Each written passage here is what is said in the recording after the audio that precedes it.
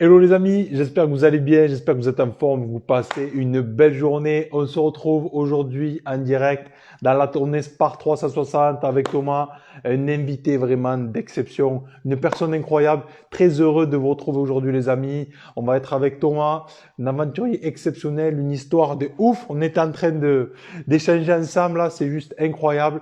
Donc Thomas, si tu nous rejoins juste en bas, tu peux demander à rejoindre. OK? Donc, on est en train de se connecter, les amis, de Tenerife, tranquillement, à midi. Alors, Thomas, est-ce que j'ai reçu quelque chose? Alors, en train de se mettre. Donc, Thomas, j'ai reçu ton invitation. OK? Je suis en train d'accepter. Euh, Hello, ça yes, passe? je te vois noir, Thomas. Ah merde, pourquoi tu me vois? Alors, qu'est-ce qui se passe? Ah, yes. Tourner la caméra, Alors, bouge pas. Voilà, c'est bon. todo bien. Ouais, salut, comment tu Salut, vas? Tom. Comment tu vas? T'es en forme? Eh ben écoute, impeccable. Merde, putain, du coup, ça a zoomé un peu. Ah, voilà, c'est bon. Je te vois. Ouais, Moi, déjà, je te vois bien.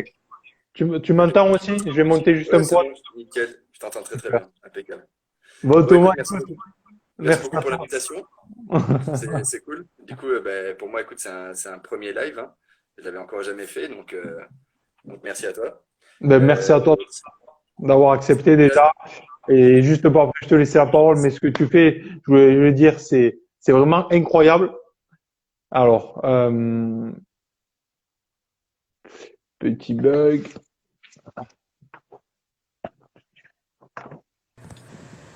ça a coupé. C'est bon? Ah, désolé, Euh, j'ai eu un coup de téléphone, du coup ça a coupé le truc. Excuse-moi. Ok. impeccable. Attends, tu vois, je vais mettre là aussi. Clac. Est-ce que Bon, on est bien là, non? Ça va, je te vois, nickel, tout est bien? Super. impeccable. Bon, mais Thomas, merci à toi en tout cas, juste pour introduire, dire que ce que tu fais, c'est exceptionnel. Tu es un aventurier incroyable et comme tu me disais tout à l'heure quand on a échangé ça, tu as entrepris tout ça aussi pour des raisons personnelles par rapport à ton histoire et Mhm. puis petit à continuer à te développer, à vouloir te dépasser. Donc vraiment, merci à toi et très heureux d'être avec toi aujourd'hui, de que tu nous partages un peu tout ce que tu fais. Est-ce que tu peux nous dire du coup aujourd'hui qui tu es, qu'est-ce que tu fais pour commencer? Alors, aujourd'hui, du coup, donc je suis réalisateur, filmmaker, photographe et aventurier polaire à côté. Donc, c'est-à-dire que je fais de l'expédition polaire, des voyages en Arctique en autonomie. Du coup, on part avec un gros traîneau et on part du coup pour plusieurs centaines de kilomètres. Par des fois, le max qu'on a eu jusqu'à maintenant, c'est moins 30 degrés, moins 31. On a juste une tente. Et bah là, du coup, dans précisément 3 semaines et 2 jours, je repars pour 42 jours en autonomie. Et du coup, je suis pas tout seul, on est trois. Donc, on est trois niçois. Voilà, on a la trentaine et on s'est motivé, bah, du coup, simplement à suivre nos rêves. Voilà, à se dire, voilà, est-ce que ça, c'est possible ou pas de partir en Arctique en autonomie. Et au final, on s'est aperçu que oui. Et en fait, c'est un peu le leitmotiv de ce qu'on avance. Tu vois, c'est en gros, si nous on peut le faire, tout le monde peut le faire. Voilà, c'est ça. C'est juste une question de motivation, de choix, de préparation et surtout d'arrêter d'écouter les personnes qui disent que tu peux pas faire quelque chose. Excellent, excellent. Mais en tout cas, c'est très beau et c'est très courageux aussi. Et on va parler de tout ça justement parce que c'est super intéressant. Qu'est-ce qui toi, t'a donné envie d'entreprendre des expéditions comme ça, des expéditions polaires? Comment tu en es arrivé là? Alors, donc c'est un long processus et ce qu'il faut comprendre, c'est que ça, c'est le sommet de l'iceberg. Avant ça, il y a eu beaucoup d'étapes. C'est pas quelque chose qui s'est fait comme ça du jour au lendemain. Donc le point de départ, bah, ça a été du coup la souffrance. La souffrance où j'ai eu un événement terrible dans ma vie qui m'a donné un élan de rage de vivre. En gros, voilà, j'ai perdu mon ex-compagne Alana, donc de 23 ans. Elle est morte d'un cancer dans mes bras. Et du coup, c'est quelque chose qui m'a complètement flingué. Je ne vais pas le dire autrement, hein. C'est quelque chose qui m'a bousillé. Et c'est un moment de ma vie où, bah, du coup, je commençais à prendre une mauvaise trajectoire. C'est-à-dire que c'est là où tu commences à te démonter la gueule, tu essaies de noyer les émotions, les noyer bah, dans tout, dans l'alcool ou n'importe quoi, sauf que bah, la souffrance, elle nage très bien. Donc du coup, c'est là où j'ai eu une période où clairement je commençais un peu à flipper. Mais c'est là où ça a été un gros kick, où ben, j'ai choisi du coup de transformer cette souffrance en quelque chose de bon. Et donc Mhm. c'est là où j'ai cherché un moyen d'expression. Par moyen d'expression, c'est-à-dire que dans la vie, on a tous besoin de quelque chose. Tu vois, que ce soit la peinture ou l'écriture ou juste parler, ou il faut avoir sa trace, sa manière de s'exprimer, de se guérir ou autre. Et moi, du coup, ça a été bah, commencer la photographie. Du coup, j'ai claqué la thune que j'avais, j'ai acheté un appareil qui était pas trop mal pour l'époque. Je me suis formé tout seul sur YouTube euh, et euh, bah du coup, je partais de plus en plus en montagne. J'habite à Nice, donc il y a les montagnes qui sont pas très loin. Et petit à petit, en n'ayant pas d'expérience, bah, je me poussais de plus en plus loin, notamment à aller bivouaquer dans la neige tout seul, avec du matos ridicule. Aujourd'hui, quand je vois ce que j'ai fait, je dis mon Dieu. Mais bon, voilà, en gros, dans ce processus de guérison, à travers la création, c'est là où j'ai vite vu que j'avais la fibre pour la photographie. Et c'est là où en fait ça sonne un peu bizarre, mais ce que je te disais, voilà, c'est que je, je m'en suis rendu compte après. En fait, je capturais des paysages que j'ai pas pu le montrer. Mhm. Donc c'est parti de là. Ensuite, à force d'être tout seul et de voir des trucs de ouf comme ça dans la neige, je me dis putain, il faut que je le partage. Tu vois, le bonheur, ça se partage. Tu vois. Et quand tu trouves un trésor, tu as envie de le montrer aux autres. Tu vois. Donc, bah, c'est là où je commençais à prendre des gens avec moi dans la neige. Après, j'ai acheté une GoPro. Et la GoPro, bah, quand tu fais des vidéos, c'est bien, mais après, il faut faire le montage. Donc voilà, c'est là où je me suis formé, pareil, tout seul, à faire du montage, tout sur Internet. Et, et après, j'ai acheté une meilleure caméra. Et enfin bref, voilà. Cette trajectoire-là, en fait, ça m'a déclenché, je ne sais pas pourquoi, une espèce d'amour du froid. Et à force de rencontres, bah, et de pratiques, parce que ce qu'il faut comprendre, c'est que dans cette période-là, c'était quand même assez compliqué. Donc, numéro un, changement de boulot. À la base, moi, j'ai un master en communication. Ça n'a rien à voir. Enfin, ça touche un peu, mais c'est pas de la réalisation, de la Ouais. prise de vue. Donc, à la base, voilà, changement de boulot, état émotionnel complètement flingué. Du coup, j'étais au chômage. Du coup, j'avais droit à 2 ans de chômage. Donc, ce qui est plutôt cool, tu vois. Et c'est là où, en plus de cette période de doute et de souffrance, en se lançant sur quelque chose de totalement nouveau, du coup, je n'avais pas non plus d'appui de ma sphère de potes, qui du coup, bah, même si c'était un côté bienveillant, il y avait le côté où c'était de l'énergie négative. Qui disait ouais, Thomas, t'es chômeur, qu'est-ce que tu fais? Bouge-toi. Enfin, et je comprenais leur point de vue, sauf que eux, ce qu'ils comprenaient pas, c'est que moi, j'étais déjà en train de travailler et d'apprendre mon nouveau boulot, tu vois. L'autre point encore, c'est que par-dessus tout ça, bon, il y avait aussi ma famille qui commençait un peu à baliser. Ils disaient Thomas, faut que tu bosses, t'es toujours chômeur, machin. Et en plus de ça, Pôle Emploi ne m'a pas du tout aidé. J'ai fait 6 demandes ou 7, non même 7 demandes de formation en audiovisuel. Elles ont toutes été refusées, simplement parce que Pôle Emploi ne prend pas en charge l'audiovisuel. Donc, j'avais pas grand-chose pour m'appuyer et ça a été un moment Mhm. où ça m'a fait vraiment chercher mes tripes, tu vois, mes résilience plus. Et franchement, je te mens pas, j'étais à ça de lâcher. J'étais à ça de lâcher, de me dire, bah, tu sais quoi, vas-y, en fait, Nick, je vais Mhm. faire serveur et puis voilà quoi. Mais j'ai pas lâché l'affaire et aujourd'hui, j'en suis très fier parce que j'ai réussi à percer et à en faire mon métier aujourd'hui.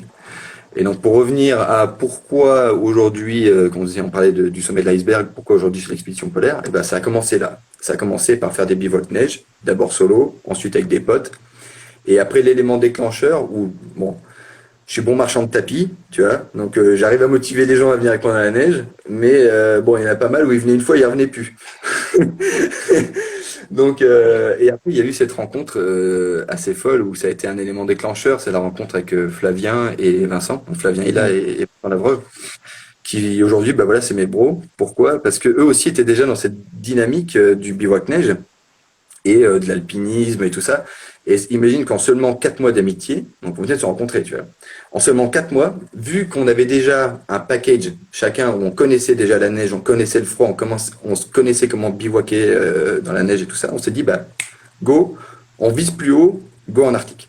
Et là, on s'est donné un challenge, partir à 3 en autonomie complète, sans guide polaire, sans ravitaillement, pour traverser le plus grand désert de glace d'Europe. Donc, ça a été, je pense, la plus belle expérience de ma vie. Surtout les premières fois. Les premières fois, c'est important. Tu vois, c'est là aujourd'hui, là dans 3 semaines et demie, je pars pour ma 3e expédition polaire avec les gars. Et mais cette première fois, tu sais, t'as un côté peur, t'as un côté Hmm. frisson, t'as un côté où c'est nouveau, c'est du challenge. On s'est tapé quand même un bon -31 en Arctique. On est parti du coup pour la première, on était pour 18 jours en autonomie. Donc -31 avec juste une tente. Donc bah, du coup, ça te pousse un peu, voilà, nous t'es en tranchement. Mais en fait, on est parti aussi avec l'idée de dire que si nous, 3 petits Niçois, on n'est pas des athlètes ou enfin on n'est pas des champions du monde de quoi que ce soit, si nous on arrive à le faire, bah, c'est que tout le monde devrait y arriver. Et donc c'est pour ça qu'en fait on est dans la production visuelle, on crée des films documentaires d'aventure, et c'est là où justement on tient toujours ce propos où on n'est pas, enfin, tu vois, il y a certaines personnes qui me disent ah, Thomas t'es trop chaud et tout, mais non, en fait non. Alors là moi là je me suis baigné tout à l'heure, j'étais comme ça, j'avais froid au possible, tu vois. Donc c'est juste voilà, je pense que c'est s'écouter soi et écouter ses tripes. Hmm. Là aujourd'hui je sais que je fais le métier pour lequel je suis fait. Ça n'a pas été évident, mais aujourd'hui c'est lancé. Et pour te dire, tu vois, même en partant de rien, à force de passion et d'énergie, de détermination, bah, tu vois, là, le 1er avril, les 2 premiers films qu'on a fait de notre poche, donc zéro budget, et ben ces 2 films seront présents sur Netflix Europe, le 1er avril. Et ça, c'est la consécration, je pense, là, du coup, de 3 ans et demi, voire même 4 ans de galère à y croire, à mettre sa thune de côté, tout mettre dans le matos, se faire des heures et des heures de montage. Enfin voilà. Et aujourd'hui, voilà, ça paye et ça nous fait avancer. Et voilà, ce que je veux dire par là, c'est il y aura toujours des gens qui vont essayer de te flinguer. Il y a toujours des gens qui vont te faire douter de toi, alors que tu doutes déjà de toi-même, tu vois.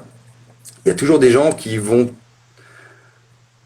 ouais, une forme de toxicité ou autre, et ça peut venir de n'importe où. Ça peut venir de ta compagne, ça peut venir de tes amis, ça peut venir de ta famille, mais c'est là où ça, il faut vraiment le mettre de côté. Comme dit Orelsan, tu vois, si le conseiller d'orientation te dit de surtout pas faire ça, eh ben c'est là où il faut foncer, c'est là où il faut y aller. Donc c'est là où il faut vraiment mettre tout de côté. Bon, il faut entendre 2 choses. Il y a le côté bienveillance et l'inquiétude de la famille ou des amis. Mais si au fond de toi tu sens que dans tes tripes, c'est ce que tu veux faire, c'est un projet qui te bouffe et tu veux y aller, il faut foncer. Il faut se donner tous les moyens. Il faut croire en soi. Et ça paye. Tu vois, Hmm. pour preuve, ça paye, j'en suis très fier. Tu vois. Ah, Se Thomas, se forger tout seul, tu vois. yes. Ah, juste une parenthèse par rapport à ce que tu as dit, c'est exceptionnel. Et surtout, ce que c'est ta vie, tu vois. Ton vécu, tu as dit tellement de choses très intéressantes. C'est super inspirant d'avoir justement, moi, ce que j'aime, c'est rencontrer des gens qui ont aussi cette consistance par leur vie, tu vois. C'est pas, ils ont lu simplement le livre, c'est leur histoire. Et ça, c'est extraordinaire. Question que je voulais te poser, c'est le Thomas de le Thomas de avant ce drame qui est arrivé de perdre ta compagne. Il Mhm. était comment le Thomas? Est-ce que c'était le même Thomas ou est-ce que ça n'avait rien à Non. voir? Alors, moi, donc, j'ai grandi en étant quelqu'un d'introverti. J'observais beaucoup le monde autour de moi. Et en même temps, j'avais cette capacité vraiment de décoder tout ce qu'il y avait autour, de décoder vraiment toutes les interactions et tout. Et même si j'avais tendance à être introverti un petit peu en retrait, les gens venaient naturellement vers moi pour se confier. Tu vois, je sais pas, je devais avoir une écoute, j'en sais rien. Donc oui, le Thomas d'avant ce drame-là, bon, il existe peut-être encore un peu, mais disons que, bah, si je dois te le résumer aujourd'hui, je pense que je suis un jeune homme avec avec le cœur d'un vieil homme. Où déjà, j'ai l'impression d'avoir vécu beaucoup de choses. Euh, mais c'est à travers la souffrance que je me suis véritablement trouvé. Aujourd'hui, je me sens complet, tu vois. Même si, je pense qu'il y a ce côté où avant c'était Thomas adolescent, tu vois, et aujourd'hui je suis un homme, tu vois. Je me sens mature, je me sens complet, je vibre par ce que je fais, et le fait d'être en accord avec ce que tu as envie de faire et tout, bah, ça résonne et ça rayonne autour des Hmm. personnes autour de toi. Et c'est pour ça ce que je te disais tout à l'heure. euh, En fait, je deviens inspirant malgré moi. C'est pas quelque chose que j'ai cherché, quoi. Donc du coup, c'est juste dans ma pratique singulière. Je pense que c'est le schéma de résilience qui plaît aux gens. C'est comment on se relève des pires blessures de la vie. Tu vois. Parce qu'on a le choix. On a le choix de se défoncer la gueule et de se laisser couler. Mais tu as aussi l'autre où c'est là où justement faut pas baisser les bras. Pourquoi? Parce que tu sais jamais ce que la vie te réserve 2 ou 3 ans plus tard. Hmm. Tu vois, 2 ou 3 ans, là, quand je regarde là mon parcours de dingue du coup en 4 ans, jamais de ma vie j'aurais pensé en être là aujourd'hui. Et c'est trop bien. Hmm. Et justement, Thomas, comment tu as fait dans ces moments-là difficiles pour te dire, ben, comme tu disais, à un moment donné, je vais lâcher, je vais pas lâcher. Qu'est-ce qui a fait, qui a joué, que tu dis, ben, je continue, je vais pas abandonner. La peur et Ah. le fait d'être le fait d'être dos au mur. Quand tu es dos au mur, quand t'as plus rien, Hmm. c'est là qu'en fait tu t'aperçois que tu en as dans les tripes. On en a tous. Mais il faut aller le chercher. Tu vois. C'est seulement quand tu y es exposé que ça monte. Tu vois. Mais il faut aller le chercher. C'est quelque chose que, avec les gars, où on ressent aussi un petit peu en expédition polaire. Où ça te fait aller chercher ce que tu as dans les tripes. Ça fait beaucoup de bien. Et Hmm. tu vois qu'en fait, tu peux faire des tas de choses, quoi. Vraiment pour tout. Que ce soit pour monter ta boîte, enfin, j'en sais rien, enfin, dans tout ce que tu as envie de faire. En fait, moi, je pense que là, aujourd'hui, j'ai arrêté de rêver ma vie. J'ai arrêté de regarder la vie des autres sur Insta ou autre, ou du coup maintenant je suis acteur. Tu vois. Maintenant, quand je dis j'ai envie de faire quelque chose, je fonce. Je me dis putain, comment je fais pour y arriver? Si ce gars-là Hmm. il a ça, boum, j'y vais. Après, il y a un élément important, je pense. Tu sais, tout à l'heure quand je te disais, faut écouter ses tripes dans ce que tu as envie de faire, et il faut pas écouter sa famille, ses potes ou quoi qui peuvent te faire douter de toi encore plus. L'élément clé pour pallier à ça, il est très important pour moi, c'est quelque chose que j'ai compris, c'est la légitimité. Pourquoi? Euh, Parce que, voilà, si un pote me dit ouais Thomas, tu te lances dans la vidéo et tout, tu crois quoi, tu vas réussir à en vivre? Il faut pas écouter cette personne. Il faut écouter quelqu'un qui a monté son business et qui a Hmm. réussi. Ça, c'est une personne qui est légitime. Si ce mec-là te dit là Thomas, ce que tu fais c'est de la merde, là il faut écouter. Si un explorateur polaire me dit là Thomas ce que tu fais c'est débile, c'est de la merde, là faut l'écouter. Tu vois. Et la légitimité c'est hyper important.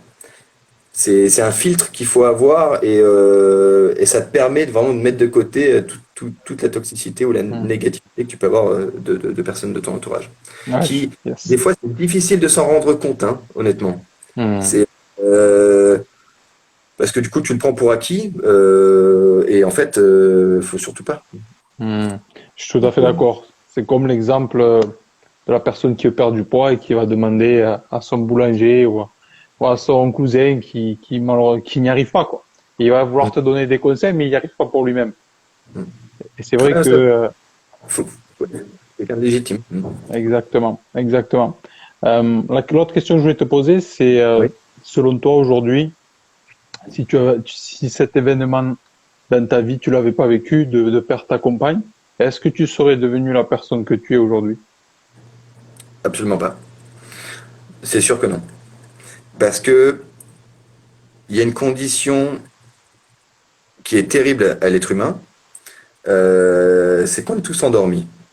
Tu vois, on est tous un peu somnolents et Tu vois, quand un gars, on lui annonce, ah ben il vous reste 6 mois, vous avez un cancer du poumon. Et, GG, il pète un boulon, hein, il fait le tour du monde, il fait tout.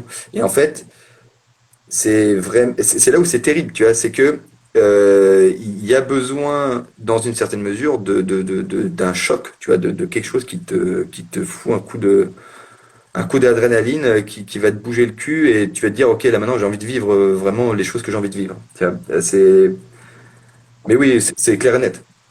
Je ne serais pas la personne que je suis aujourd'hui si je n'avais pas eu cette souffrance. Moi, je me suis trouvé et construit dans la souffrance. Et j'en ai fait ma maison. Bon, attention, c'est une maison, faut pas y rester trop longtemps. Tu vois, faut aussi accepter de nouveau d'être heureux, le bonheur et tout. Faut aussi accepter ça. Mhm. Mais bon, oui, clairement, je serais pas là où j'en suis aujourd'hui sans ça. Et c'est là où, bah, du coup, je suis d'autant plus fier, tu vois, du parcours que j'ai. Pourquoi? Parce que je sais que elle, là-haut, elle serait fière de moi, tu vois, de voir la résilience. Et aujourd'hui, elle est toujours mon arme. Tu vois, entre deux, j'ai eu une autre copine, tu vois. Bon, ça s'est terminé, mais ça m'a pas empêché de tomber de nouveau amoureux. Mais elle sera toujours l'armure que j'ai au fond de moi. Et il y a ce côté bah, tribu, tu vois, je fais un tribut constant à sa mémoire. Et justement, on m'a dit un truc et je trouvais ça intéressant, tu vois. On m'a dit qu'une personne meurt 2 fois. Est-ce que c'est Mhm. pourquoi? Elle meurt deux Yes. fois. La J'ai première entendu fois, ça d'un Viking la dernière fois. c'est dans Viking? Et je Ah, l'ai c'est et mais ça vient d'ailleurs, je pense. ouais, j'ai dû entendre d'ailleurs, mais en gros, ça disait, ouais, voilà, tu meurs bah, une première fois au moment de ton dernier souffle, Mhm. et la deuxième fois, c'est la dernière fois où ton nom est prononcé. Et c'est pour ça, moi, je porte son nom en permanence, tu vois, pour continuer à faire vivre ça. Il y a des gens qui, justement, le comprennent pas. Il y a des gens qui disent, bah ouais, mais non, il faut tourner la page et blabla. Mais non, non, non. Moi, justement, je trouve que c'est une forme de lâcheté, tu vois, de mettre ça de côté. Moi, je préfère embrasser la vie vraiment avec bah, la douleur qu'il y a avec, Mhm. euh, tout comme le bonheur, ça en fait partie. Et Mhm.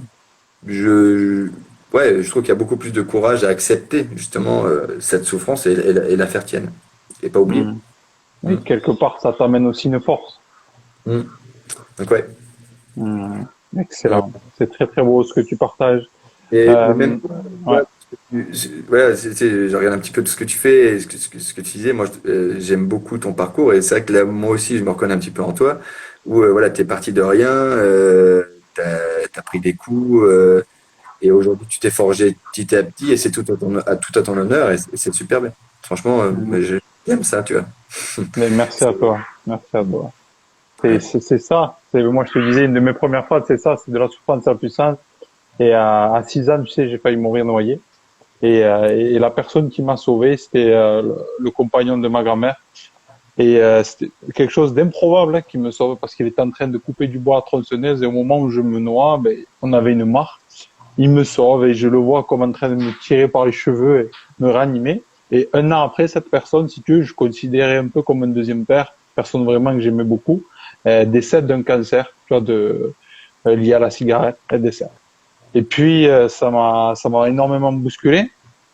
Et puis, avec le temps, après, j'ai continué ma vie. Après 12 ans, mes parents ont divorcé. Ça a été un peu dur parce qu'on a été dans une situation assez financière difficile. Et puis, quand t'es jeune, t'es perdu, bref. Et tout ça pour dire que euh, quand il t'arrive des événements comme ça, des fois, quand on est jeune, ou même moins jeune, on comprend pas le sens, tu vois.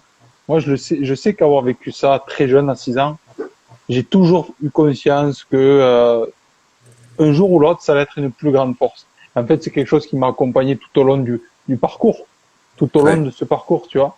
Et ce qui fait que ce que l'on voit chez quelques personnes et qui est très très rare, hein, très très rare, c'est que il y a quelques personnes que tu sens dans leurs yeux qu'ils abandonneront jamais. Mm. Qu'importe ce qu'ils arrivent, qu'ils aient pleuré ou quoi que ce soit, mais parce que c'est quelque chose qui s'est créé avec tellement d'années et qui est, comme tu disais, quelque chose qui est un engagement personnel au fond des tripes, tu vois, comme Mm. si tu étais habité par quelque chose, comme si tu Mm. étais habité, comme si tu étais guidé, Et quand tu trouves en plus maintenant, parce qu'on peut continuer, parce qu'on a aimé quelqu'un ou que quelqu'un nous a sauvés ou que voilà tout ça, mais le jour où tu trouves, Oui, un nouvel oh, ça appel. bug un peu, ouais, Allô? ça bug un petit peu. Mais le jour où tu trouves comme toi, Pourquoi je n'ai plus j'ai tu plus le son là, m'entends, qu'est-ce qui se passe? tu m'entends? Ça s'est mis en sourdine. Alors, est-ce que tu m'entends, Thomas? Ouais, ouais. Attends, bouge pas. Parce que là, on m'a lancé un appel. Ah, c'est pour ça, mais c'est pour ça. Ça a foiré le micro. Non, pas de souci, ça arrive. Mais voilà, juste pour finir avec ça, c'est que le jour où tu trouves comme toi, ben, vraiment ce que tu aimes, conjugué à tout ce que tu as vécu, ben, il y a des choses exceptionnelles qui se passent. Ouais, merci. Mais Mm. ouais, ouais, schéma de résilience et rage de vivre, simplement, hein. Mm. C'est, comme tu disais là, bah, en fait, c'est là où je trouve que c'est un petit peu dommage, tu vois, où il faut de la souffrance, tu vois, pour se réveiller. C'est dur Mm. quand même. C'est ça. Mais je, je pense que on a tous une vie différente, mais qu'au finalement, comme je dis souvent, c'est la vie d'un homme, c'est un peu la vie de tous les hommes. Et c'est qu'on va vivre des émotions à des degrés différents. Mais quand t'es parent, c'est vrai que ça fait peur. Parce que tu veux tout faire pour que ton enfant, il évite d'avoir toutes ces galères. Et voilà, je pense qu'on peut préparer aussi les gens, tu vois, parce qu'il y a des gens qui sont prêts aussi. Et je pense que si déjà dans notre éducation, on nous avait apporté aussi tellement de choses sur nous, c'est que quand on a grandi, la plupart, c'est que jusqu'à 20 ans ou 20 ans ou 30 ans, les yeux fermés, comme tu dis, les yeux fermés, ta vie, elle a presque servi à rien. C'est malheureux à dire, mais parce que toutes ces années-là, il n'y a pas eu de travail sur soi, sur qui je suis, sur pourquoi je suis ici, sur qu'est-ce que je veux faire, pourquoi il m'arrive ça, comment je peux en faire une force. C'est-à-dire, tu vas dans un institut, mais cet institut-là, il t'aide pas à te révéler toi. Mm. Et, Ouais, c'est pour ça aussi. Mais tu peux ouvrir les yeux très jeune aussi quand tu vois, voilà, dans certains pays ou dans certaines cultures, c'est incroyable aussi les enfants comme ils peuvent être. Et justement, Thomas, toi, si tu avais trois conseils pour terminer aussi avec ça, si tu avais trois conseils que tu aimerais partager à des personnes qui, peut-être comme toi, Attends, je vais rentrer parce qu'il y a pas mal de bruit. Si peut-être, t'inquiète. parce que peut-être comme toi, on perdu quelqu'un et trois conseils pour les aider à se relever, à continuer d'avancer, qu'est-ce que tu aimerais leur dire à ces gens-là? Alors, trois conseils pour essayer à se relever. Le premier, et qui est assez efficace, je pense, c'est honorer la mémoire de l'autre. La personne qui est partie n'aimerait pas te voir te foutre en l'air ou te déglinguer. Hmm. Ça, c'est le premier point. Deuxième point, voilà, c'est un petit peu complexe parce qu'en gros, c'est quelque chose que moi j'ai utilisé. C'est aussi accepter que bah, les émotions terribles, on peut prendre une petite distance avec ça, ou c'est finalement une réaction chimique dans le cerveau. C'est une très grosse carence en sérotonine. Et du coup, ça peut se rééquilibrer. C'est là où, par exemple, quand on a des pensées noires, si on perd une personne qui nous est chère, si on en vient à avoir des pensées noires, c'est là où il faut faire attention et se dire, c'est là où c'est hyper important. C'est là où, en fait, c'est un déséquilibre chimique dans le cerveau qui crée des symptômes. Et ces symptômes, ce sont des pensées noires.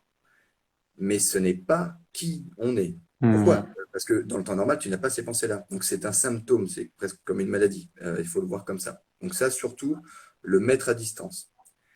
Et troisième conseil, la vie est pleine de surprises et on ne sait jamais qu'est-ce que ce sera dans 2 ou 3 ans. Tu vois, quand moi j'étais dans ces abysses-là, j'aurais jamais pu me douter que ma vie serait aussi belle aujourd'hui. Hmm. Je pense que c'est les trois bons conseils que je peux donner. Ah, c'est très beau et très puissant. Merci à toi, Thomas. Et Et merci. merci à toi vraiment. Et j'aime beaucoup cette phrase de Napoléon Hill. Et c'est vrai que je pense dans nos vies, après, quand on le vit, hein, on voit que c'est aussi vrai. C'est que souvent, ben, ce qui va nous arriver dans notre vie, bien sûr, c'est terrible, etc. Et que on va pas se dire de suite, il y a un cadeau derrière, tu vois. Mais j'aime beaucoup cette phrase qui dit que ce qui nous arrive, quelque part, aussi dur soit-il, il y a un avantage équivalent ou supérieur qui va nous être donné dans la vie. Hmm. Et tu sais quoi, je peux te le conclure. Ça rejoint exactement ce que tu viens de dire. Je pense que ça peut être formulé de cette manière-là aussi. C'est ce qui compte, c'est pas ce qui nous arrive dans la vie, c'est ce Hmm. qu'on en fait. Exactement. Hmm. Exactement, toi. Quel est aujourd'hui ton, parce que déjà, tu as fait des trucs de ouf. J'imagine que tu as des rêves ou des projets que tu aimes réaliser. Est-ce qu'il y a vraiment Ouais. un truc de fou que tu aimerais faire encore plus que tout ce que tu as fait déjà? Voilà, la liste est longue. Non, regarde, si je peux te montrer. Regarde, attends. Du coup, ça, c'est très bien aussi pour s'entraîner, Mario. Tout ça, c'est ma liste d'objectifs et de rêves. Ah, Tu vois? excellent. Là, la liste est longue. Mais là, le plus gros qui me bouffe, donc là, tu sais, là, dans 3 semaines et demie, on part pour 42 jours en autonomie en Arctique, pour la troisième expédition polaire.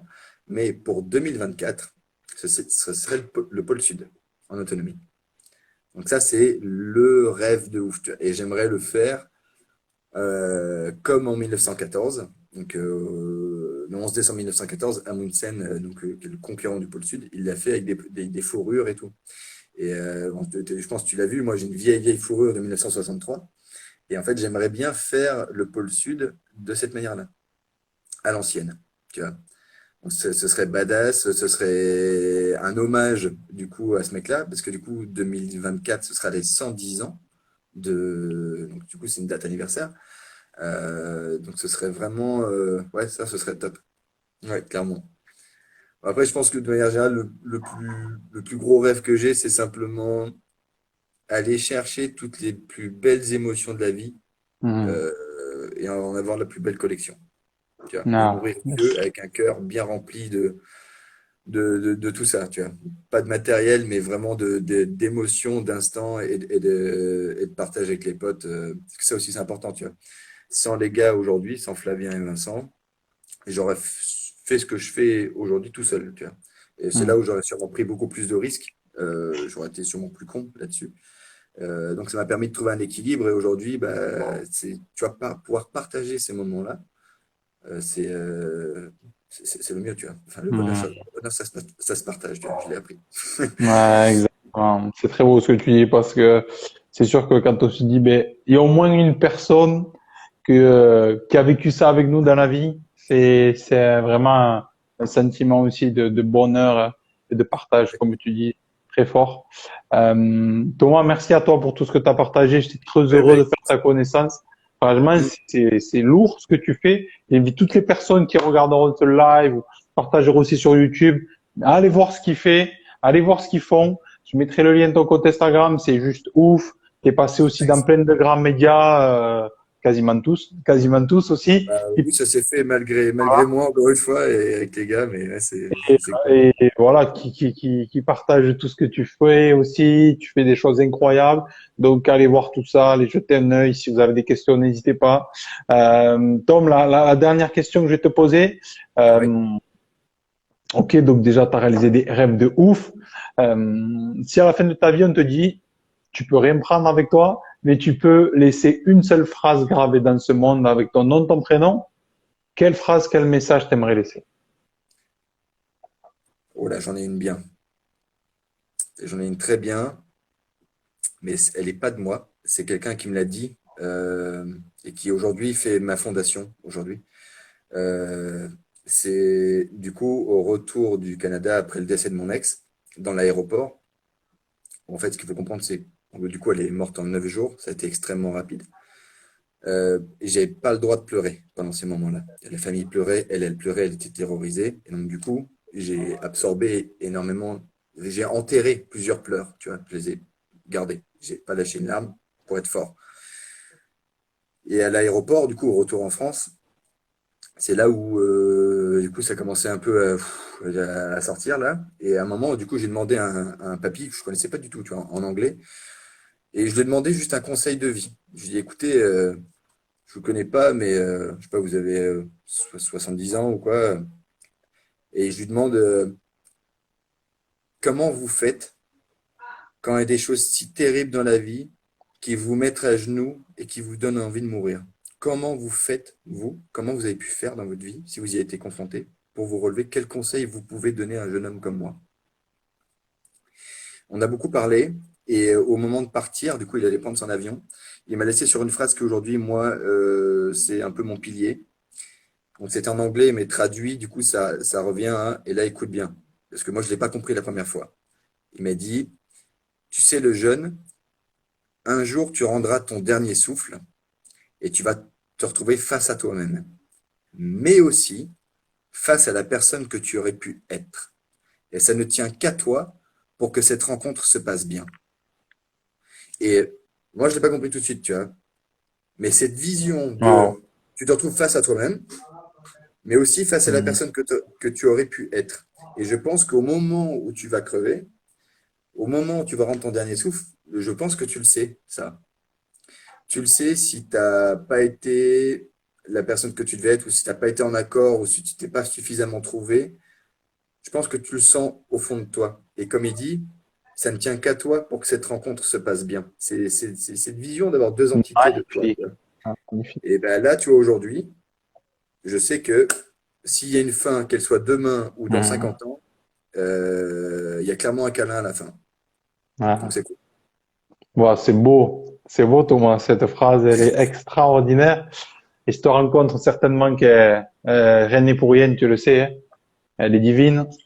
Et waouh, c'est très, très beau, très, très beau. Et je pense que, comme tu disais aussi, C'est pas ma phrase, hein. ouais, C'est mais quelqu'un, je connais pas son nom, mais, hmm, mais voilà, moi je l'ai pris là et c'est quelque chose qui me guide aujourd'hui, tu vois. en tout cas, ouais, c'est très beau et ça permet d'être dans sa vérité aussi, dans la vérité de chaque jour avec soi-même. Je pense que c'est ça le plus important. Être en paix, dans la vérité. Comme tu dis, s'il nous arrive quelque chose, mais au moins, ben, j'ai tout donné et on part le cœur léger. Exactement. Mais Tom, merci à Ouais, toi. Vraiment du fond du cœur, j'ai adoré. Puis j'ai hâte que un de ces quatre, on se rencontrera, peut-être en bah écoute, France ou avec grand n'importe. plaisir. Moi, je Et suis à juste à bon Tenerife. entendeur, si tu es curieux, sur Ouais. la page de notre équipe, donc du coup sur ma page, du coup il y a le lien de notre équipe.